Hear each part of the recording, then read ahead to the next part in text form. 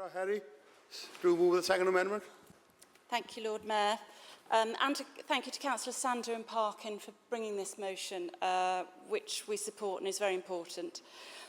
Despite a number of recent scare stories about which of the city's cultural assets could be sold off, I did take some comfort in comments from the League Commissioner that those with complex trust arrangements or covenants would be off the table. So presumably that would include our 9 museum sites run by the Birmingham Museums Trust, as well as many of our parks and recreation grounds, gifted more than a century ago to improve the health of local people by the likes of Louisa Island and Yardley Charitable Estates in my own area. But what does that mean, for example, for the 38 community libraries or other green spaces such as allotments and playing fields, where land and buildings may well be owned directly by the council? I was rather alarmed to hear that though there was a statutory requirement for the council to provide a library service for residents, this could in theory mean just one library building. I don't want to add to the scare stories with further speculation, but it does illustrate why there is a need for this council and residents to understand clearly what the real risks to our arts, heritage and cultural assets are, and the provision they are able to offer to the future.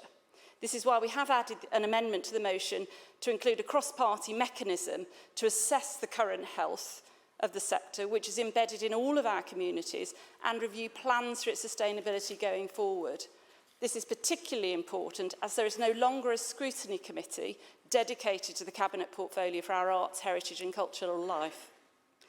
And though we are dealing here in this motion primarily with capital assets, so physical buildings and land, we do also need to concern ourselves with the service that they are actually able to provide for the citizens of Birmingham. As an example, the Elizabethan house that is Blakesley Hall in my area of Yardley may well be one of the city's oldest and historically significant buildings and may not be at risk of being sold off, but it is certainly at risk of not being open. It closed to the public last weekend for the winter, and if this year is anything to go by, it won't be open again until June next year, not for Easter or Whitsun school holidays. And then when it does open in the summer, it will only be open for 3 days a week and not even on a Sunday. And this is now, before any inevitable further impacts on funding for the city's arts, culture and heritage organisations are felt. Equally, we may not be considering, for example, the sale of Old Yardley Park or Acox Green Recreation Ground, but what of the poor state of most of our 600 green spaces, which are often blighted by graffiti, litter and antisocial behaviour?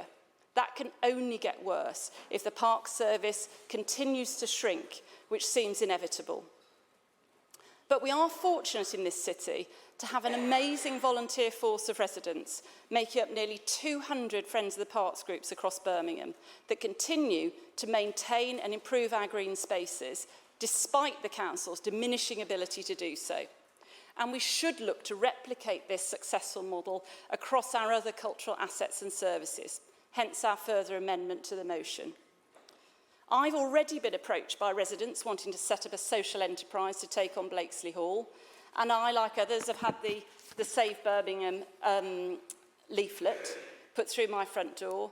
So we should not underestimate the ability of our citizens and community groups to protect what are in fact their cultural assets and services, and the council should embrace that more and work with them more. So I ask you to support the amendment. Thank you. Thank you. I call on Maureen Jan.